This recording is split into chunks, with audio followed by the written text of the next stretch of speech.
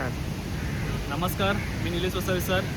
आज दिनांक 6 जुलै प्रशिक्षणार्थींच्या न्यायासाठी आपण आझाद मैदान येथे युवा प्रशिक्षणार्थी संघटना महाराष्ट्र राज्याच्या वतीने आज आपण आंदोलन जाहीर केलेलं होतं.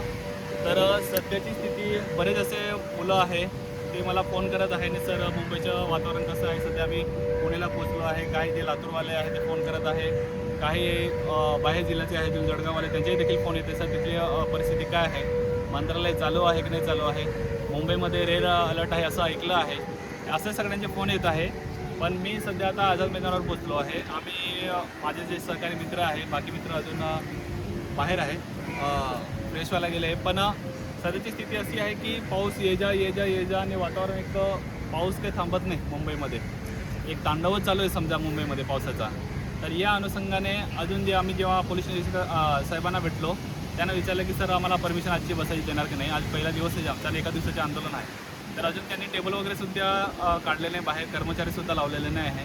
तुम्ही तो ग्राउंडवर थांबा, अजून इथली काही परिस्थिती, पावसाचं काही वातावरण, त्याच्यानुसार तुम्ही पण निर्णय घ्या आणि आम्ही पण तुम्हाला सुचवू. सध्या एक आंदोलनधारक आहे ते बहुजनवाले वाटतं, त्यांच्याच काही समाजाचा विषय आहे, त्यांना देखील अजून मध्ये येऊ देत नाही.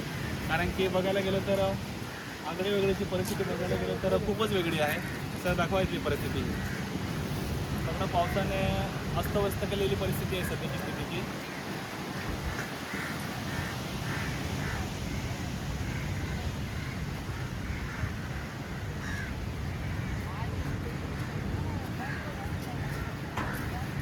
तरी मुलं मग ही परिस्थिती आहे सर, मग आंदोलन पोस्टपोन करायचं का काय करायचं कसं विचारत आहे. पण मी एका तासाने निर्णय घेणार आणि एका तासानुसार हा निर्णय एक बेसिसवर राहणार. जरी आपण संख्याबळाची इथं संकल्पना जरी नाही चालवली तरी आपण मंत्रालयाला पत्रव्यवहार कसा करता येईल, जर मंत्रालयाचे निर्देश चालू राहिले, मंत्रालय चालू राहिले तर पत्रव्यवहार कसा करता येईल आणि प्रशिक्षणार्थींच्या विषयाला कसा बळकट आणता येईल या विषयावर आम्ही एका तासानंतर सगळे सहकाऱ्यांच्या चर्चेनुसार आम्ही निर्णय घेऊया.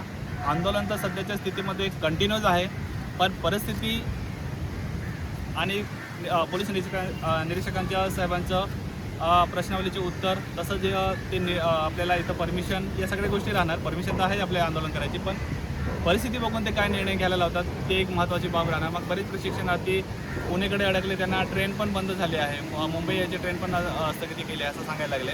मग काही प्रशिक्षणार्थी पुण्यामध्ये पण अडकलेले आहेत. ही आहे आझाद मैदानाची परिस्थिती.